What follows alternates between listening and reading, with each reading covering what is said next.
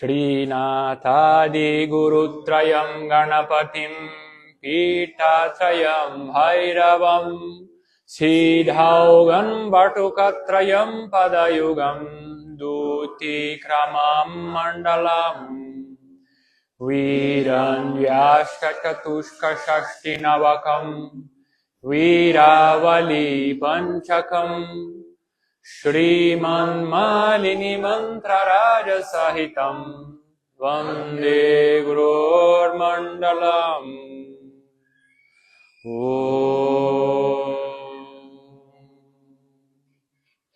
Asura Sura Vrindavanditam Abhimatavara Vitarane Niratam Darshana Shata Kriya Pujam Pranatanum Ganapatim Vande. Om Namah Shivaya, Om Namah Chanikaya, Jai Shri Ganesha, bom dia, pessoal, sejam todos bem-vindos à Ave Marcha Foundation Brasil. Bastante gente hoje, muito feliz com vocês aqui.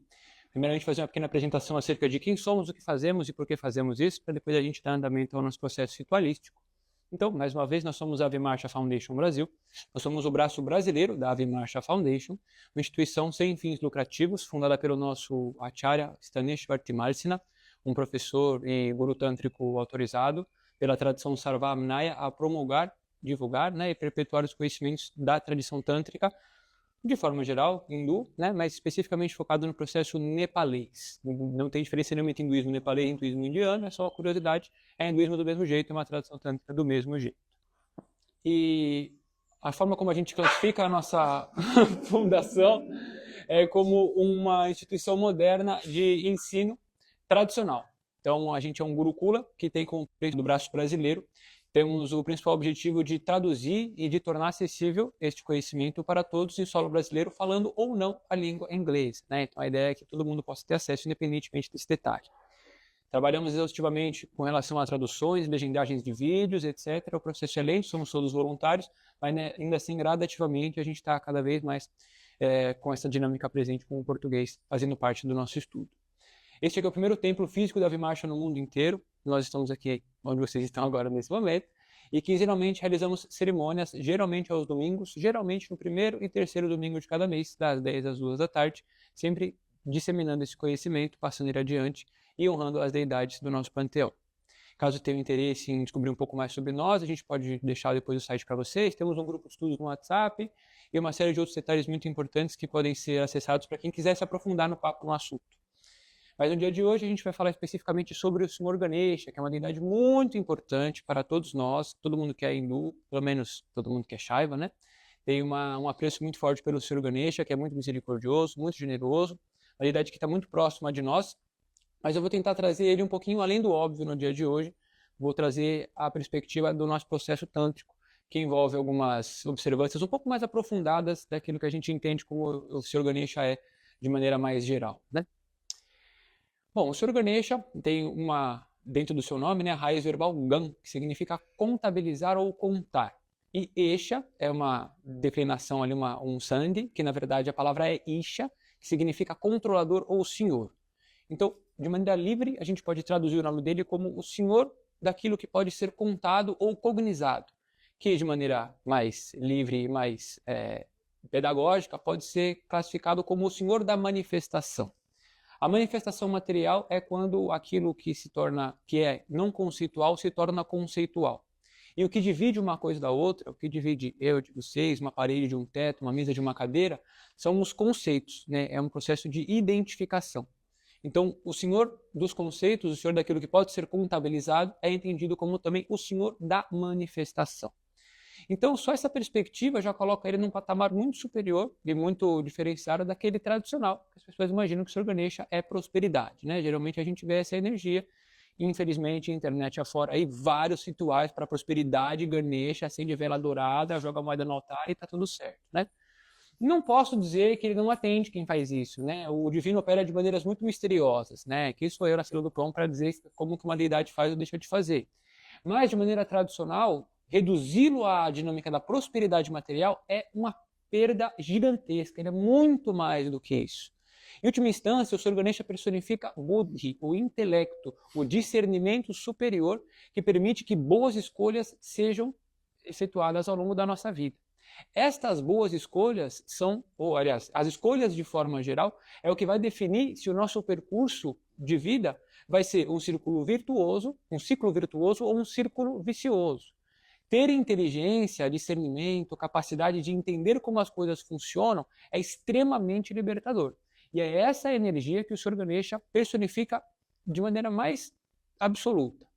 Todo o resto que deriva deste processo de inteligência, de discernimento, está também derivado àquilo que ele concede. E a prosperidade é, sim, um dos pontos mais importantes da nossa vida, principalmente nesse momento, século XXI e tudo mais, né? A tradição hindu ensina que a gente tem 4 grandes objetivos na vida, chamada de Purushartha. Primeiro, não numa ordem de classificação hierárquica, mas o primeiro deles é Dharma, a virtude, uma vida pautada em um processo de respeito que permite que nós e todos os outros seres que são iguais a nós, ou seja, todo o universo, sob a nossa perspectiva, tenham o direito de florescer de maneira não violenta e desenvolver a sua vida e também experimentar a virtude. O segundo grande objetivo é Artha, que significa prosperidade, que é muito relativo, cada pessoa tem uma noção diferente de prosperidade, mas de maneira muito resumida é aquilo que a gente precisa para praticar a nossa espiritualidade de maneira tranquila. Uma cama confortável, uma casa quentinha, uma comida saudável e acesso ao estudo. Isso é o básico. Tendo isso, a prosperidade já está presente no caminho do praticante espiritual. Nada importa de você querer outras coisas além disso, tá tudo bem. Contanto que isso não fira o princípio da virtude e contanto que te não afaste do quarto grande objetivo, que é moksha, a liberação espiritual. O terceiro é também muito importante, que é kama, o desejo, o regozijo, o desfrute dos sentidos, que, em última instância, todos nós aqui buscamos, né? Algumas pessoas abdicam dessa realidade do mundo material, dizem não é para mim, vou me dedicar 100% à espiritualidade, vão para o meio do mato, põem uma tanguinha, vão para um ashram e passam a vida fazendo isso. Não é para mim. Pode ser que seja para algum de vocês, mas acho que para a maioria também não é. E isso não quer dizer que a gente não tenha direito a alcançar essa prosperidade.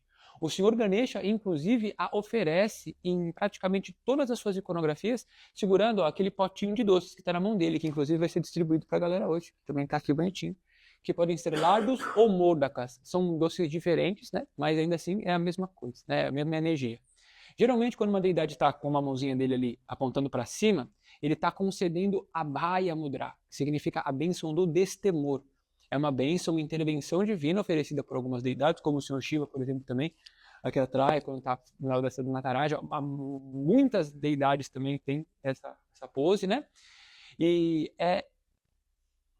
o principal objetivo desta bênção, né, é permitir que a gente possa se desapegar ou desconectar ou superar o apego que a gente tem junto ao corpo e à mente, né, que são muito importantes, nos mantêm funcionais nessa vida cotidiana, mas que estão dentro de um processo de programação intuitiva muito enraizada no nosso sistema, impedindo que a gente perceba que nós somos algo além deste corpo e desta mente. Todos os seres buscam a sobrevivência no mundo manifesto, né? Qualquer barulho que você ouve, você assusta, na floresta você vê um tigre e você corre. É instintivo preservar a sua individualidade. Então é um trabalho muito difícil de conseguir não pagar de louco e ficar dando sopa pro tigre na floresta, porque ninguém quer se lascar, claro, né? Você viu o tigre e você corre, mas em última instância desconstruir essa identificação plena com o corpo e com a mente. E do outro lado, geralmente as deidades estão, algumas delas, né, com a mãozinha para baixo assim, ou no caso do Sr. Ganesha, segurando esse potinho de doces. Esta é a chamada Varada Mudra, que significa a mudra das bênçãos de forma geral, mas que geralmente está preocupada em conceder o desfrute material, o sucesso na vida material. E aí, mais uma vez, isso é muito relativo. O sucesso não é um iate, uma Mercedes. Pode ser que seja, de repente, para alguns de vocês. Para mim, viajar para a Índia todo ano, pagar os estudos do meu filhão e uma ração top pro meu gato, já tá na hora. Não preciso de muita coisa além disso. E umas cartinhas de médico também, que ninguém é de certo. Mas para mim já tá bom. Tem gente que precisa de mais. Não ferindo a virtude, não te desviando do caminho espiritual, manda bala. Oi? Exatamente. Não pode ferir. O Dharma e o Moksha, eles são intangíveis. Não tem como você medir. Aquele cara é mais virtuoso. Quanto que tá meu nível de virtude hoje? Você não acorda no caderninho ali. Você vai na conta bancária, você vê quanto você tem. Mas a virtude é difícil de entender. A quantos passos estou da libertação espiritual? Pois é. Então tem esse detalhe, né? Dito isso, o Sr. Ganesha é muito importante para a nossa tradição, porque ele personifica o conceito, né, que é, na verdade, a tradição tântrica explicada de maneira muito inteligente e, nesse caso, bastante sutil. Ele é conhecido como o Senhor dos Intermédios, né? Geralmente, nas traduções de Shaiva, ele é o primeiro a ser adorado nos rituais, como a gente sempre faz aqui, por exemplo, porque ele está com um pezinho nesse mundo material e com um pezinho no plano transcendente. E esta sua característica de unir dois polos aparentemente opostos, né, é que faz com que ele seja tão especial para nós. Por quê? Eu vou explicar um conceito aqui mais uma vez, eu acabo sempre falando sobre esse conceito, mas ele é extremamente importante dentro da perspectiva tântrica. Se a gente entende essa raiz, todo o resto, as práticas, os mantras, a filosofia, faça isso, não faça aquilo, acaba por se explicar exatamente por causa deste contexto. Para a nossa tradição, não existe diferença entre a manifestação material e a espiritualidade transcendente. Aquilo que a gente busca identificar como o nosso espírito, que está para além do ciclo de nascimentos e mortes, que, de acordo com algumas traduções, é uno com Deus e tudo mais. Algumas traduções vão dizer materialidade, credo, vaza, descarta. Outros vão falar, não, une, essa é a pegada. A experiência humana, na sua totalidade, é a união do espírito com o corpo material, com a dinâmica do universo manifesto. Porém, obviamente, em um estado de libertação no qual estas impressões... Obrigado, cara. Estas impressões da materialidade não contaminem a sua perspectiva acerca de quem você realmente é. A consciência é una, absoluta, não há nada que não seja esta consciência. E na nossa tradição tântrica não dual, a gente entende que essa consciência possui duas polaridades. Assim como uma moeda possui uma cara e uma coroa, mas nunca deixa de ser moeda, essa consciência absoluta é Shiva e é Shakti, mas em última instância é a mesma consciência. Alguns vão preferir chamar em última instância de Shiva, outros vão preferir chamar em última instância de Shakti, outros vão chamar de Parabhairava, que é Shiva e Shakti, ou Paramashiva, que é a mesma coisa, outros vão chamar de Vishnu, outros vão chamar de Krishna. Cada um no seu processo. Nós aqui chamamos de Shiva Shakti, não tem o nome específico nesse caso, né? É o que define a nossa tradução. Por um lado, essa consciência absoluta, Shiva, é chamado de Prakasha, que é a luz da consciência, um espaço luminoso que permite que tudo possa vir a existir. Se estamos aqui neste ambiente todos juntos, dividindo esse momento, é porque estamos situados em um local específico, um espaço-tempo. Então estamos aqui agora fazendo o que estamos fazendo. Estamos situados neste espaço que as coisas têm para existir, correto?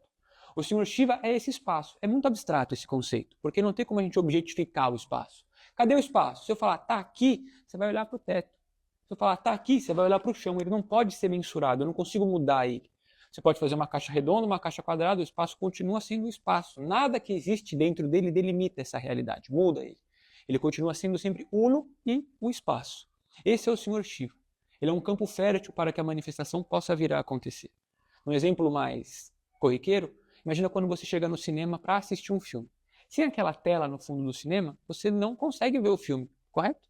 Você pega um projetor e coloca esse projetor no meio do mato, você vai ver luz saindo do projetor, mas você não vê filme na frente. Não tem, falta alguma coisa para que ele possa ser projetado, certo? Essa tela, onde a realidade é projetada, é o próprio Senhor Shiva.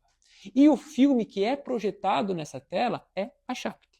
Mas lembrem-se de que eles são a mesma coisa, operando em funções diferentes, que são divididas, separadas apenas por um processo pedagógico, para explicar com mais facilidade como funciona essa dança cósmica. Quando a gente vê deidades, por exemplo, como a senhora Kubdika, que está no maior amasso com o senhor Bhairava, que é esse brancão que está aqui, é a culminação dessa experiência, a totalidade, entre aquilo que parece ser individual, o nosso corpo e a nossa mente, e o ser espiritual que habita essa realidade desperto, para a gente já entender como as coisas funcionam. Então, a gente está nesse corpinho, a gente tem essa mente, a gente tem família, a gente paga boletos, mas tem algo que está além desse processo. E a perspectiva tântrica busca integrá-los. Por outro lado, a manifestação material, chamada de Shakti ou de Vimarsha, que é o nome da nossa tradição, né, da nossa fundação, é aquilo que manifesta a realidade, e nesse contexto é o filme que é projetado na tela. Quando o filme é projetado na tela, você não percebe mais a tela ali. Não tem mais tela, tem um filme. A tela nunca deixou de existir, mas você não está vendo, porque tem uma projeção na frente dela. Essa é a pegada com o Shiva e Shakti. Materialidade, dinamismo, ciclos, manhã, tarde, noite, juventude, idade, velhice, isso é Shakti se manifestando. E o que a gente está buscando é esse pano de fundo que integra essa realidade. Porque sem esse pano de fundo, a gente não consegue entender que essa materialidade também é divina. Ela parece finita, ela parece relativa. Ela é relativa de certa forma e ela está sujeita a ciclos cósmicos. Mas como não tem diferença entre aquilo que está além e aquilo que está aqui, e que também está aqui, não esteve além, enfim, desculpe o paradoxo, para a gente não tem esse tipo de dicotomia. Neste sentido, a cabeça do Senhor Ganesha, de elefante, representa Pranava, que é também chamado de Omkara ou o Om, que é o som primordial não percutido, nada, sutil, que manifesta a realidade no qual estamos inseridos aqui. Conta o Veda, por exemplo, né, as mais antigas escrituras da tradição, que há um grande sacerdote, que é o próprio divino corporificado, chamado de Prajapati, e ele começa a recitar uns mantras muito loucos, que por acaso é o próprio Veda, aqueles 4 livros do Rig Veda, Yajurveda, Kamaveda, etc. e tal. E ele vai recitando os Vedas, e conforme ele recita, o universo vai se manifestando. A palavra do Veda é a linguagem comunicante que manifesta a realidade. Não é que é um comando e depois a realidade se manifesta. A palavra manifesta a realidade. Em última instância, para a tradição hindu, tudo é mantra, vibração, energia ordenada pelo divino que se manifesta desse jeito, nas infinitas possibilidades da manifestação material. E o Om é o som primordial do qual todo o alfabeto sânscrito emana e da qual toda a realidade se constitui. Linguagem é palavra, linguagem comunicante neste sentido. Então estamos dentro da ideação divina. Deus pensa e o bagulho acontece desse jeito que a gente está vivendo aqui. Olha que doideira, né? Por outro lado, o corpo masculino não, o corpo maciço do Sr. Ganesha, a pancinha, ele ser bem rolicinho, é como se ele estivesse grávido da manifestação material. E aí representa a sua mãe, Shakti, que é também a senhora Parvati. Então ele personifica esse processo de junção, de união, de comunhão entre o transcendente e o imanente. Entre a alma espiritual, que não possui nome ou forma, que nunca nasceu e que nunca morreu, e esta realidade corporificada que a gente está vivendo no nosso dia a dia. É por isso que ele trabalha nesse processo de intermediação, porque desde a perspectiva tântrica, entender este detalhe de que não há nada que não seja consciência é extremamente libertador. Por quê? Nosso corpo e nossa mente são plataforma de evolução, de desenvolvimento espiritual. Se a gente faz direito, como a tradição ensina, passando por um percurso específico, transformando o nosso corpo sutil pouco a pouco dentro deste processo espiritual, a gente vai se desidentificando com essa realidade limitada e vai gradativamente instalando toda a dinâmica macrocósmica, o universo, os planetas, as conjunções, as deidades dentro do nosso corpo sutil. Como não há diferença entre matéria e espírito, não há diferença entre o nosso microcosmos e o macrocosmos divino. E o trabalho do praticante tântrico é entendendo isso gradativamente, instalando essa realidade no seu corpo, a partir de visualizações, de mantras, de rituais, de estudos filosóficos, de internalizações, de papos com os camaradas e assim por diante. Dentro dessa perspectiva de práticas tântricas, geralmente o Sr. Ganesha é instalado pelo praticante no Muladhara Chakra, aquele que fica no assoalho pélvico, né, entre os órgãos genitais e o ânus.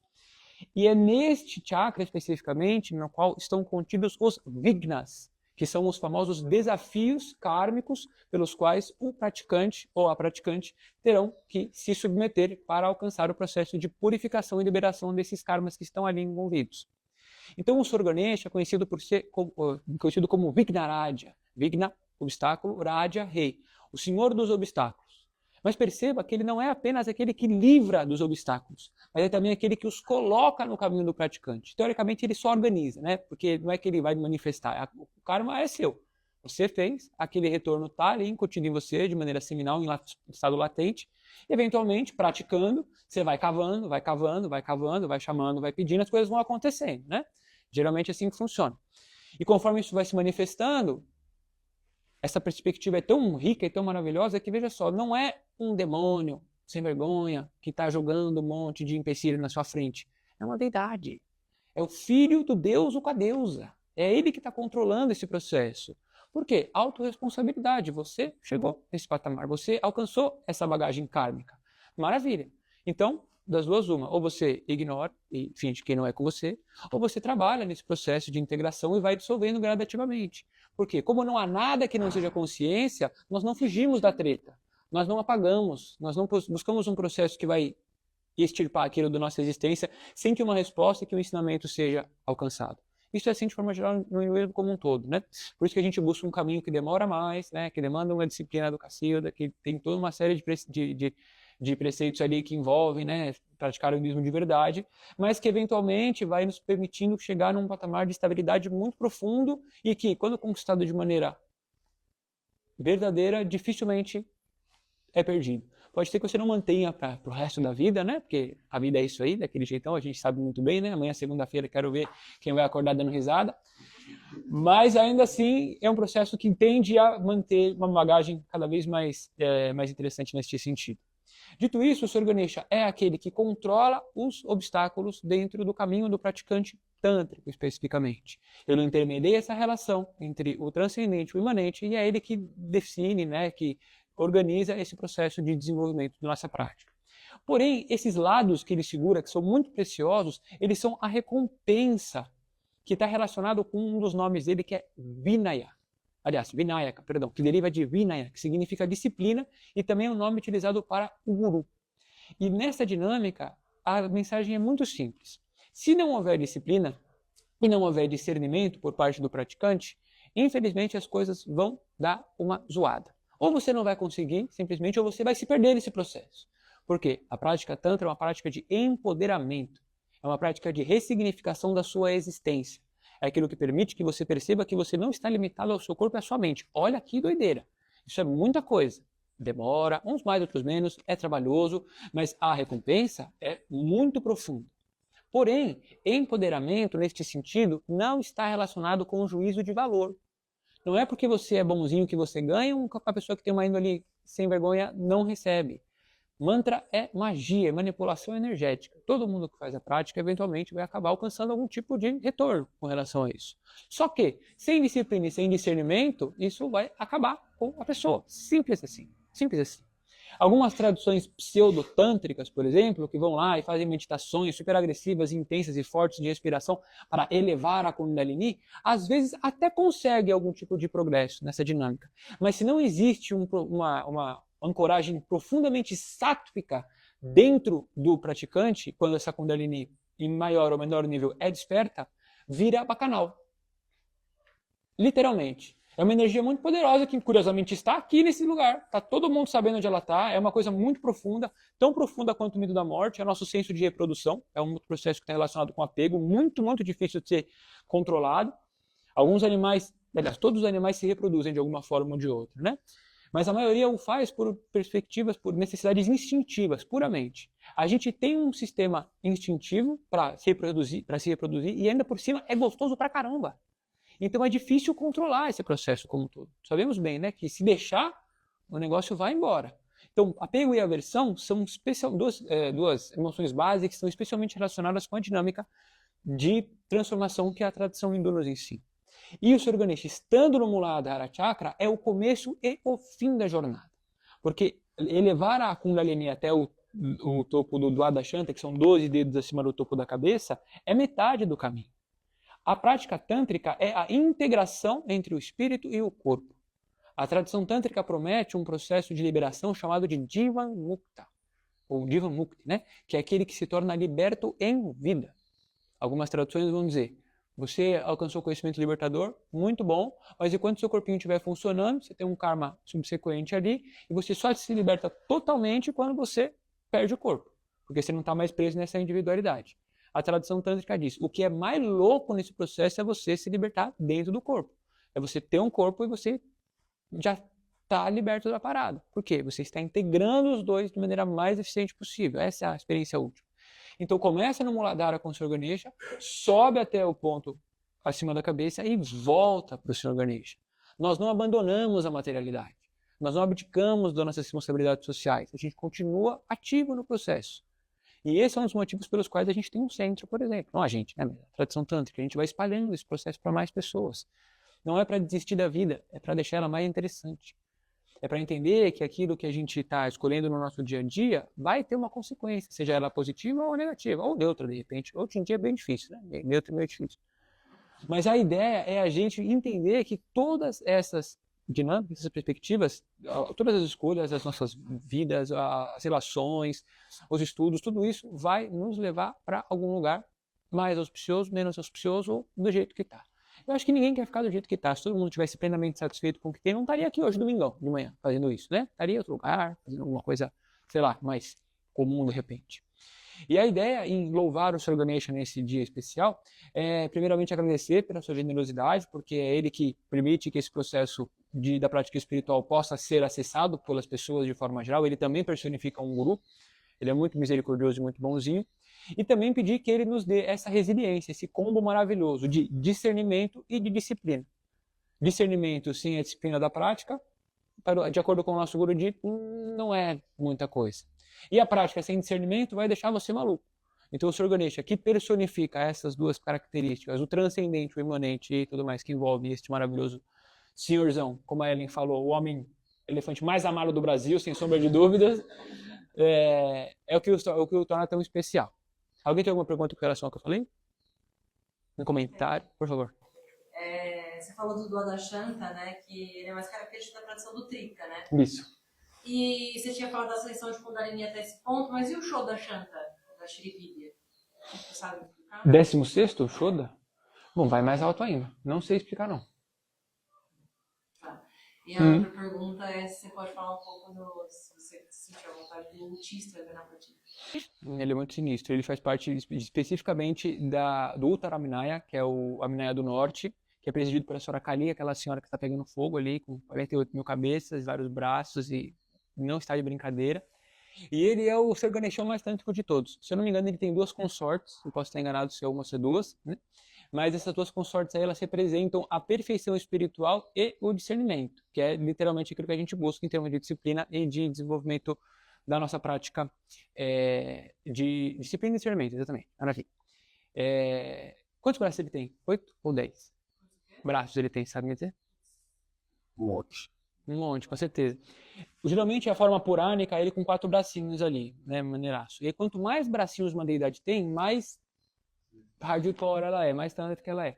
A não ser um Vishvarupa, tipo do Sr. Krishna. Não, mas também é terrível, né, o Vishvarupa. A Arjuna vez chora. Mesmo o Krishna, ele é sinistraço.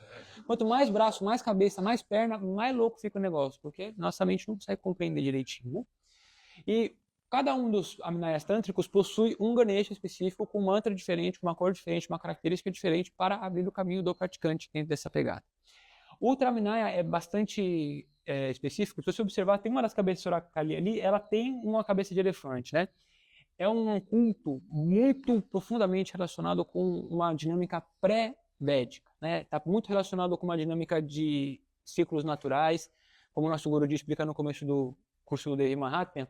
Houve um tempo ancestral em que, antes do patriarcado, é que essa palavra é muito ruim hoje em dia, né? Remete a uma coisa muito ruim de distorção da nossa tradição, mas antes das coisas serem como foram organizadas num processo de sociedade védica... ancestral, isso. Exato, o culto à natureza era muito mais profundo, né? Então essas deidades que possuem, yoginis que têm cabeças de bichos, deidades que são zoomórficas, etc. e tal, são presentes em um processo de adoração muito mais antigo do que a tradição védica, que está de Shiva daquele jeito que ele é, Sora do jeito que ela é e tal. Então o Utista, ele está profundamente relacionado com essa dinâmica, essa energia indomável. Ele é um dos nomes dele que a gente vai citar, que eu não lembro agora, que é muito específico, ele é como, não é essa palavra especificamente, né, mas é como se ele fosse o hormônio de um elefante no cio. O elefante no cio, ele não tem discernimento nenhum. Ele quer mandar bala na gatinha, na elefantinha, no caso. É isso. Ele quebra a corrente, ele pisoteia a rapaziada, é isso. De forma geral, ele é bonzinho pra caramba, ele é fofinho, ele fica lá. Então, o autista é ele... Isso. Não, ele tá sussa, né? Coitado que vai falar, olá, senhor autista, bom dia, tudo bem, vamos conversar. Então, essa eu não sei de muitos detalhes, mas sei que ele é indomável neste sentido. Pode falar. Oi. Eu nunca pratiquei tantra, mas eu gostaria de saber esse negócio do chakra básico, né? Que é o primeiro. E aí esse processo que vai até o lugar e ele volta, certo? Certo. Você pode me explicar um pouquinho mais sobre isso? Posso. Um dos principais trabalhos do praticante tântrico é criar esse corpo cósmico universal dentro do seu corpo sutil. Os chakras, eles não são inatos aos seres humanos. Nós não temos chakras naturalmente. A não ser que você já tenha praticado, visualizado, etc. e tal. O que a gente entende por chakra é um conjunto de conceitos ali, energéticos que tem um fundamento muito incrível, mas que são práticas prescritivas. Ou seja, num texto tradicional, ele está falando na base do períneo ali, etc. e tal. Visualize um negócio, um círculo com 4 pétalas, com tais letras em volta, com tal cor, etc. e tal. A minha avó, por exemplo, que nunca praticou Tantra, ou se praticou, manteve em segredo muito bem, não contou mesmo, mas acho que não, ela não tem os chakras. Chakra é um processo de instalação. Essa convenção ocidental de que, temos chakras, meu chakra, vou alinhar os seus chakras. Se você nunca praticou e meditou isso, não existe. Não é? Já, cara. Quem nunca, cara? Quem nunca? Pois é. Que bom, tá vendo como o Sr. Ganesha é generoso? Tome-lhe o karma, mas ó, tem um caminho. Isso. E depois ele tira. Isso. Ficar rico, ficar pobre, desse jeito. Então, ele vai... o Muladhara é o primeiro, e aí cada tradição vai ter um número diferente de chakras com diferentes cores, muitas vezes colocados em diferentes locais do corpo.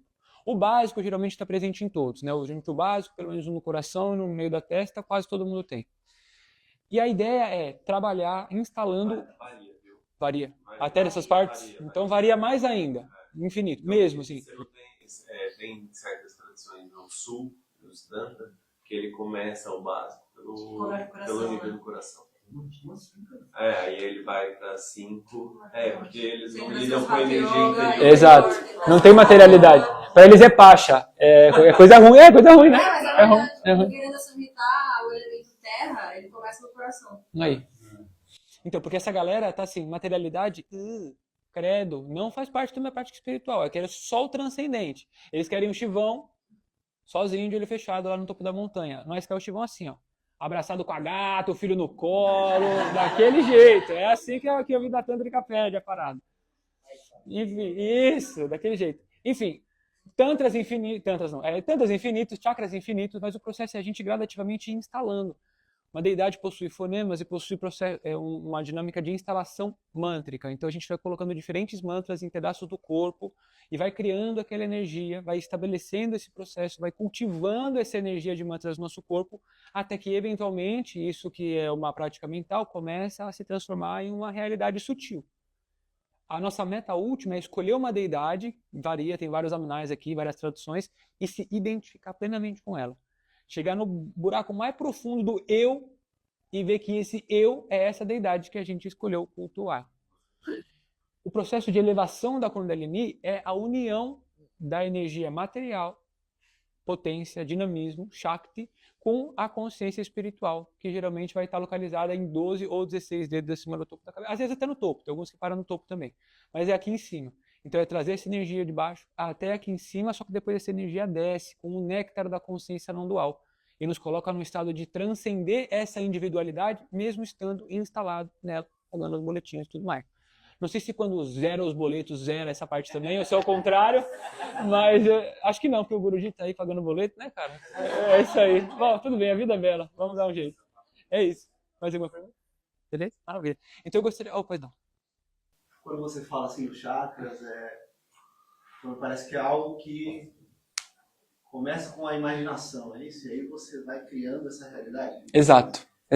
E o mesmo eu posso dizer para os deuses, é algo que Ou é algo que existe per si? Como é que eu vejo isso? Não, essa dinâmica dos chakras, assim, alguém recebeu esse ensinamento, né? Não foi inventado. Nada da tradição humana foi inventado por uma pessoa. Até um cara que especificamente compôs a parada, ele geralmente vai colocar o nome de uma deidade ou ele vai falar, honro o senhor Shiva que me deu a letra aqui para escrever essa parada, desse jeito. Então não é um processo inventivo, né? Existe uma descendência desse conhecimento e ele é dividido com todos. A questão é que a gente, o Ocidente é pior do que isso, mas na tradição indiana, a imaginação não é diferente da realidade. Ela constitui a realidade, é um processo chamado de bhavana, quando você vai seguindo um caminho, um percurso específico e vai construindo aquilo dentro de você. Não é tipo, vou fazer um elefante cor-de-rosa e o chakra arco-íris na minha lombar, sei lá, não é assim. Você vai seguindo o que está prescrito, porque foi um caminho espiritual, um percurso espiritual que foi dividido com alguém. E esse cara, numa missão altruísta, falou, galera, chega mais, anota aí que eu vou dar o talento. E a pessoa vai instalando e vai criando isso dentro dela. Então não é uma pura imaginação. Mas o processo de imaginação é o que faz com que isso vá sendo construído. Uma prática de mantras que envolve visualização é você ficar fechando o olho ali e vendo o Sr. Ganesha, por exemplo, daquele jeito, com a mãozinha aqui, outra mãozinha ali, a carinha dele, etc e tal. Você vai repetindo o mantra dele, que é entendido como sendo o corpo sônico daquela deidade, não há diferença entre a deidade e o seu mantra. Então você vai criando uma tela mental a imagem dele, como for possível. Uns têm mais facilidade, outros têm menos, mas a ideia é concentrar nisso. E cantando mantra. Então você está integrando um processo de som e de espaço e tempo, né? Espaço é a visualização e tempo é o mantra na cabeça, para que a sua realidade naquele momento de espaço-tempo seja aquela deidade com a qual você está se relacionando. Mas a imaginação é o que torna isso possível. Seguindo um percurso tradicional, isso deixa de ser imaginação eventualmente e passa a ser uma realidade sutil. Yuri, acho que é interessante também comentar que o Ravana, né, ele é uma consideração que a gente tem assim através da imaginação, mas também de forma muito empática, envolvendo as sensações também, né? Então a gente cria a sensação corporal nesse sentido, né? Tipo uma coisa mais fogão de ali, corporal, assim, né? Não só como se fosse algo da tela mental, mas a gente... que ele transborda, né? A ideia é que você consiga viver aquela realidade, não só uma coisa que você está imaginando ali puramente. Como ela disse, a gente tem que gerar calor, tem que gerar deleite, desfrute, às vezes tem que gerar um pouco de, não diria, um apaixonamento, às vezes tem que gerar uma vontade de, vamos nessa, vai, manda bala. E é necessário que, exatamente, você tem que mergulhar nesse processo. É que a imaginação parece uma coisa bem, né, tipo, só mental, não, é uma coisa que tem que te envolver. Visualização você visualiza de olho fechado, né? Tipo assim, yantra cabuloso, eventualmente, uma prática tântrica você tem que conseguir fazer ele na cabeça. Você vai desenhando triângulo e tudo mais e não sei o que, o negócio vai crescendo. Então é imaginação, mas não está só sujeito ao que a gente ocidentalmente entende por imaginação, que é algo que não é real, que é inventado nesse sentido. Que aí ele vai gerar os raços, os sabores correspondentes ao tipo de baba. Exato. Que aí é o suprassumo da emoção, né? A essência que a gente busca cultivar dentro de nós, né? E aí cada anaya e cada etapa do processo que tem um Ganesha correspondente, ele vai ter um tipo de baba diferente. E sendo assim, ele é uma realidade viva, experienciável e que vai influenciar você como indivíduo e a sua realidade. Perfeito. Esse ponto é importante, porque você perguntou se os deuses também a gente está imaginando, né? O que a gente entende dentro da arrogância humana, para alguns aspectos na psicologia moderna, é que parece que os humanos criam um senso comum ali, coletivo, e aí essas energias se manifestam de maneira arquetípica, né? Mas a tradição ensina que é o contrário. Nós somos o reflexo daquela manifestação divina que se encontra naquele campo de experiência mais elevado, mais expandido, não contraído como esse da mente humana, por exemplo. Então nós somos a imagem do divino, não o divino é a nossa imagem, basicamente. É um processo de reversão, nesse caso, né? Então não se trata da gente imaginar um Deus daquele jeito e construir a nossa tela mental também. Essa aí, tudo que a gente vê de iconografia foi recebido. Não foi o cara que sentou e falou, não, vou ler aqui o livro do Jung, agora esse aqui, é o afeto do herói, etc. Não, é o contrário. É claro que o divino, dentro da sua misericórdia, da sua sabedoria, ele vai passar simbolismos para que a gente possa entender com mais facilidade. Essa deusa aqui, por exemplo, tem 18 braços. Cada braço está segurando uma arma. Cada arma é uma virtude. Uma de direcionamento correto, o poder da palavra correta, coragem, proteção, devoção, disciplina. Como a mãozinha do destemor, a mãozinha do desfrute material, o machado para cortar os obstáculos e o laço na mãozinha dele, que tem um lotozinho disfarçado para fingir que ele não é tão sem vergonha assim quando ele está amarrando a pessoa, mas é para amarrar a pessoa também. Por quê? Ele controla o obstáculo, ele ajuda, assim, ele abre a porteira e ele também fecha. Exatamente. Mais alguma pergunta? Então eu vou chamar a Carol agora para ela falar sobre o nosso maravilhoso mandala, que será realizado aqui, um ritual muito bonito. Posso falar? Ah, perdão. Ah, é verdade. Pode perguntar. Fala, galera da live. Brincadeira. Alguém tem alguma pergunta? Aí? Não sei, eu perguntei agora. E o Ganesh? É o festival. E o Ganesh? Como assim? Festival? Ah, não, tudo bem, tá rolando, vai rolar, não é hoje, infelizmente, é que a nossa agenda está um pouco apertada neste mês, né? Mas no dia 26 de agosto agora, acontece outubro seria complicado, né? Realmente a gente estaria um pouco adiantado no processo. Dia 26 acontece o Ganesha Chaturthi, que é o 14º dia, é da ascendente ou é do quarto? É verdade. É o quarto dia da lua, não, da lua é o ascendente, é brilhante isso, ascendente. É o quarto dia da quinzena brilhante, é um dia muito, muito auspicioso no qual a gente comemora a manifestação do Senhor Ganesha, né? Do jeito mais popular que a gente conhece, especialmente no norte, no centro-norte da Índia. Tem vários outros... O calendário hindu é uma coisa louca, assim como a tradição hindu de forma geral, né? Então, cada mês tem um Ganesha Chaturthi ou com um nome diferente, ou Vinayaka, ou Ganapati, alguma coisa, em algum estado da Índia. Mas esse é o mais comum que a gente celebra também. O Guruji, nosso professor, falou que essa data é uma data boa para a gente celebrar também, dentre as muitas possíveis, né? No norte. Pode fazer um comentário sobre mais alguma coisa? Tá bom. É um dia muito auspicioso. Todo o processo astrológico e astronômico, que são sinônimos na dinâmica indiana, acontece dentro de um processo de conjunção astrológica. É uma constelação que está alinhada com o planeta, com alguma coisa, etc, etc, num dia do ano. Tem até horário ao longo do dia, mais auspicioso para fazer rituais, etc e tal. E aí, por ser um calendário diferente do nosso, cada ano cai uma data diferente. Geralmente num espaço de tempo ali entre agosto e meados de setembro, né? Mas cada ano varia nesse sentido. E é um dia muito auspicioso para fazer um processo devocional para o Senhor Ganesha. Mas é importante destacar, com muito carinho, que a ideia, dentro de uma dinâmica de construção de uma prática hindu, seja ela do tamanho que for, com a profundidade que vocês desejarem, não pode estar baseado em um processo de mendicância espiritual. O Senhor Ganesha, ele é magnífico, maravilhoso, e ele é a prosperidade financeira também. Mas já que vocês estão aqui num templo com pessoas disseminando um conhecimento de maneira tradicional, por assim dizer, é importante tentar ver além dessa dinâmica, né? E é importante pedir, porque ele atende, ele está muito próximo de nós, né? Mas pede com consciência, né? Pedir muita grana no final do mês pode não ser um jeito muito educado de se relacionar com ele. A gente pede, eles dão, é assim que funciona, eles estão, é assim mesmo, né? A gente dá o que a gente tem de melhor. Geralmente o que a gente dá é disciplina, é confiança, é força, é fé, é determinação, é acordar cedo, é não xingar ninguém no trânsito, é evitar mentir a todo custo, é comer direito, é fazer o básico, né? Só que isso é muito difícil de ser feito, né? Nos dias atuais, principalmente. Então, oferecer essa disciplina para a deidade é algo muito poderoso, muito profundo. Tanto que os maiores demônios de todos os universos aqui, doideira, geralmente eles se tornam os caras mais poderosos do universo porque eles meditam pra cacilda. E eles meditam muito, muito, muito, e aí, como eu disse para vocês, não tem juízo de valor. Então o cara tá lá 10 mil anos sentado num formigueiro com formigas carnívoras meditando num deus Brahma. Isso acontece, já aconteceu, tá nos textos. E não, nada, jejumzão, lá, 10 mil anos. Aí o cara passa, aí o Brahma vem e fala, uau, você é fera, cara, o que você quer? O cara fala, não, é incrível. Exato, não, distribuindo, o que você quer? Ah, eu quero matar todo mundo. Bom pedido, cara, muito bom, nossa, agora, toma. Ele só não dá imortalidade porque ele não tem, senão ele dava também, daquele jeito, né? E aí alguém pede assim, uma coisa muito incrível, assim, geralmente o cara fala, eu quero ser o mais poderoso do mundo e sou praticamente imortal. Aí ele fala, lógico, por quê? Porque o cara fez uma penitência muito profunda. Ele pegou toda a energia que ele tinha, a concentração, o foco, tudo que ele precisava e colocou num propósito. Ele gerou muito calor, tapas, o fogo das práticas espirituais. Esse calor, que eventualmente pode se manifestar em devoção e que é a luz do conhecimento, do discernimento também, é o que tem de mais incrível para você oferecer para uma deidade.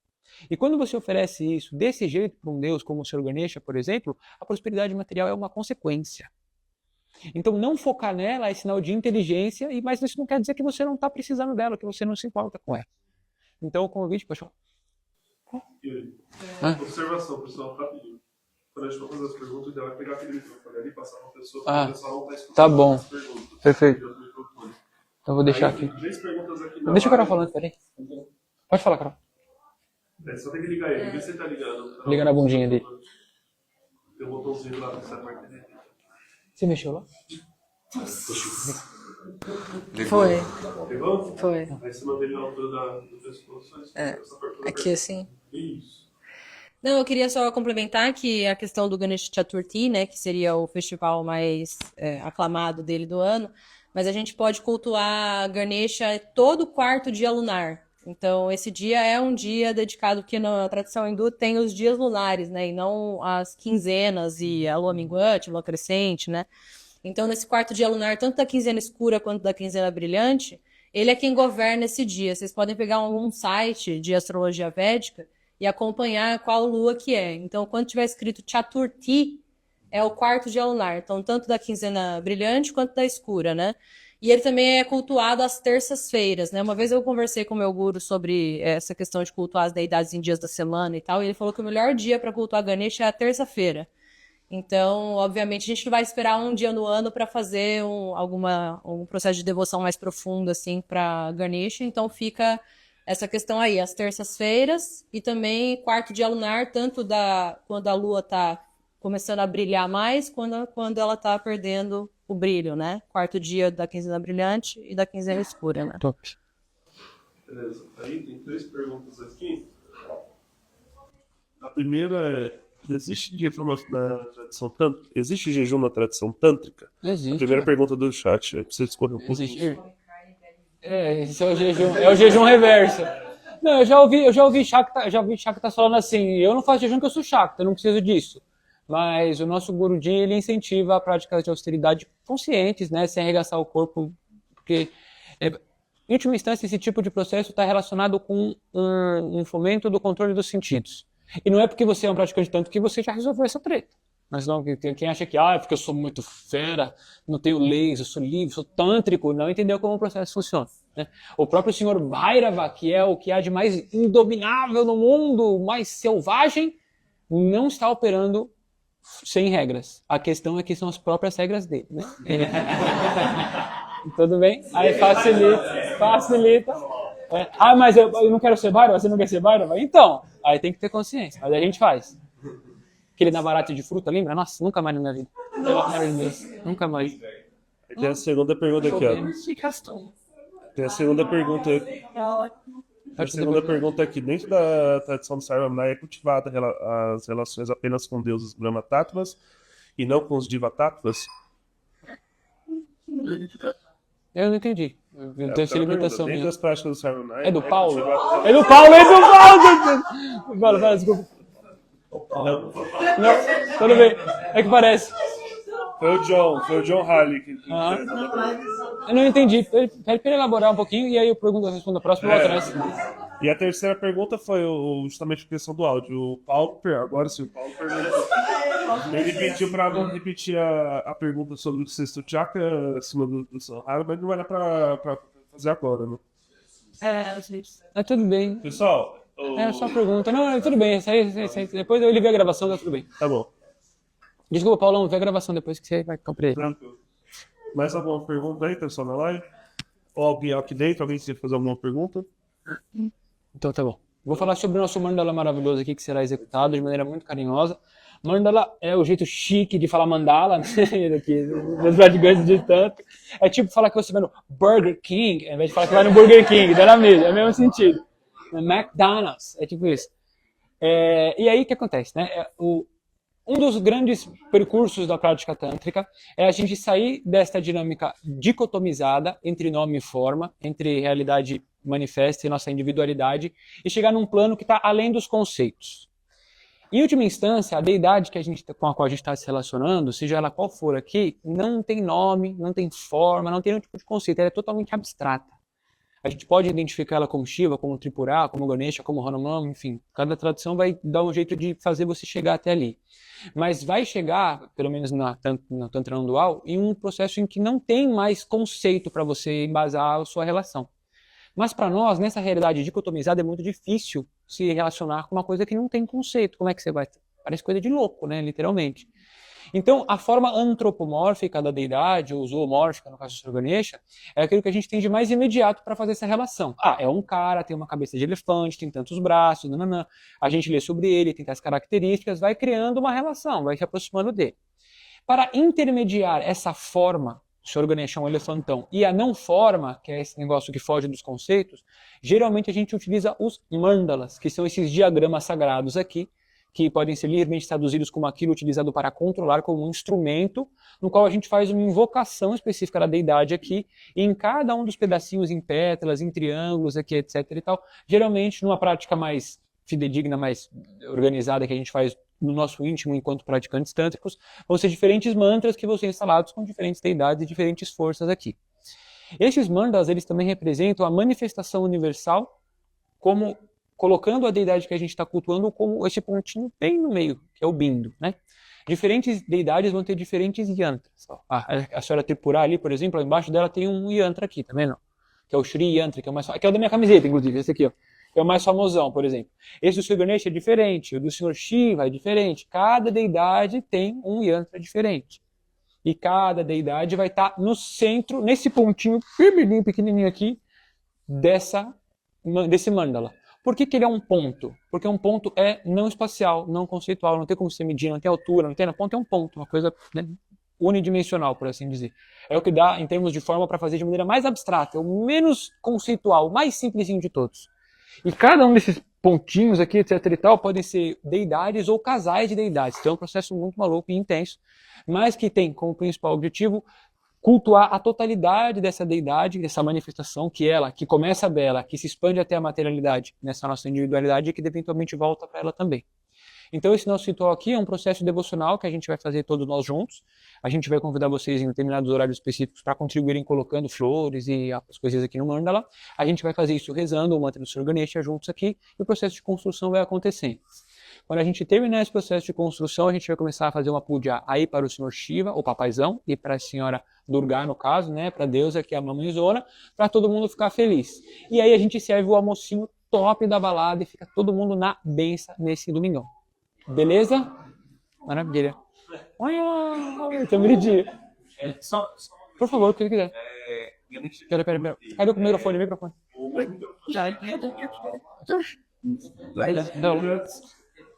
Som.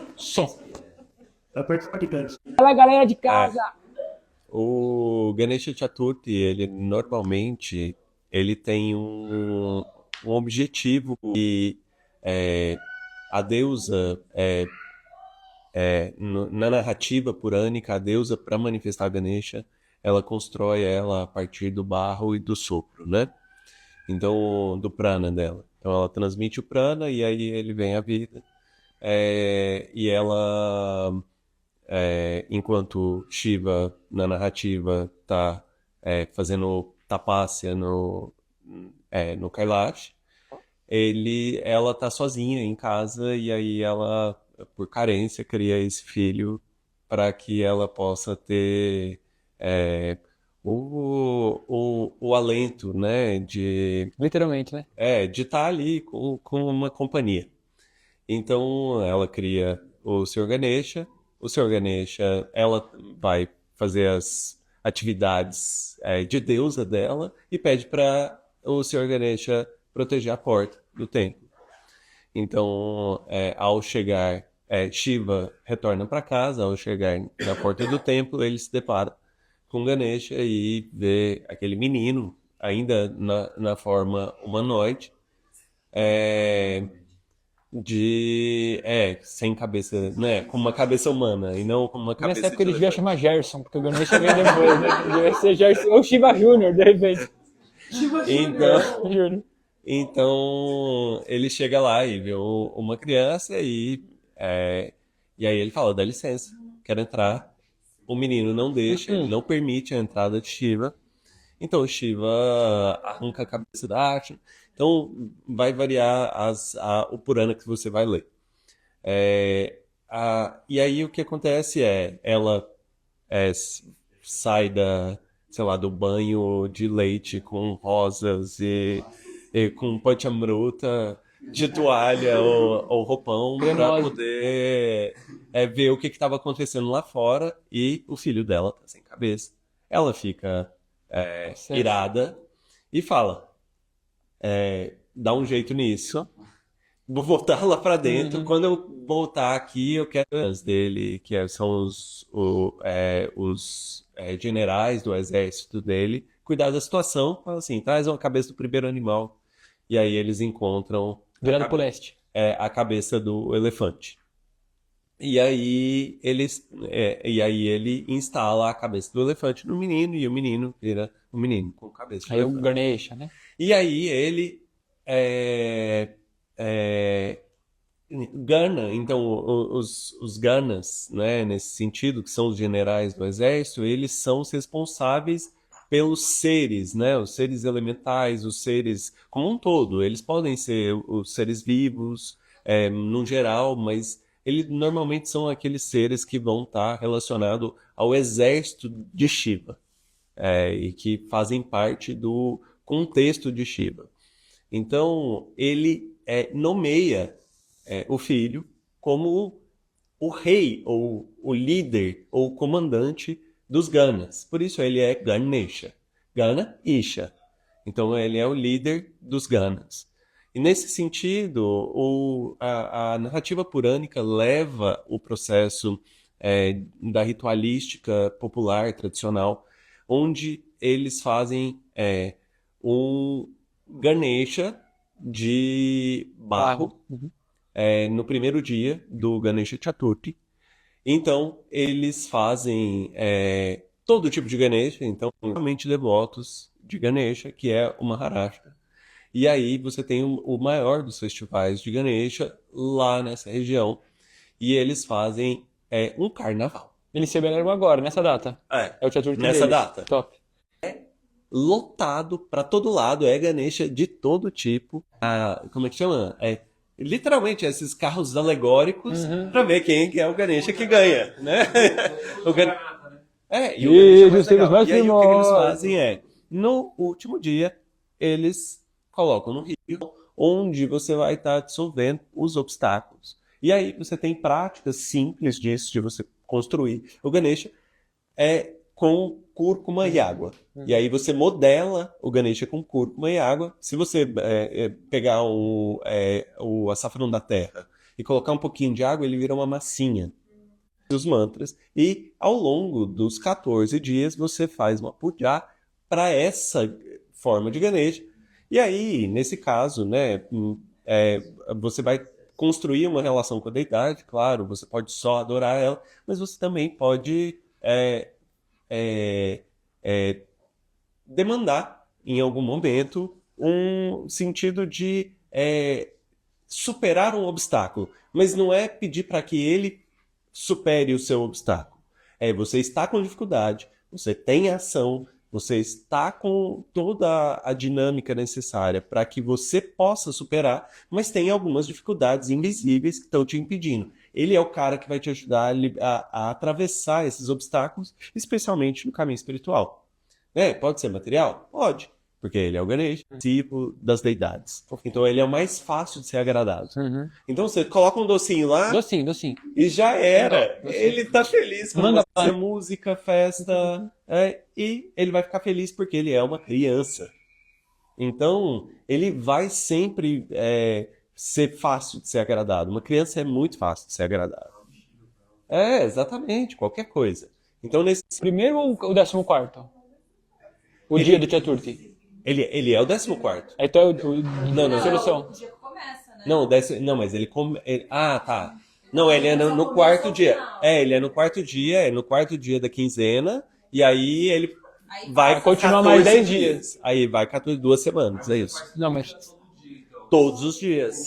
Fila. Pode ser de argila. Não, mas Aí você imerge, aí você faz o banho, você faz o tarpana, até ele dissolver. Mas... Aí você pode colocar Sai na rua. Fala, galera! a princípio da magia desse festival. Então, basicamente, assim, Obrigado. ele se torna um festival muito legal. Facas. Eu recomendo. A gente esse faz. é a entrada Foi aquela sequência que a gente tem depois do Pitripaxa Exato. e do... Aí, Camarada. aí, caráter, né? isso. Aí você faz, né? Porque aí você faz o Chaturthi, aí tem a quinzena dos ancestrais e, por fim, o Navaratri. Aí você segue o Navaratri e termina com o Dasham, né? Que é o Dama, isso. Então é isso. Muito bom. Obrigado. Obrigado a Excelente. você. Vamos juntos.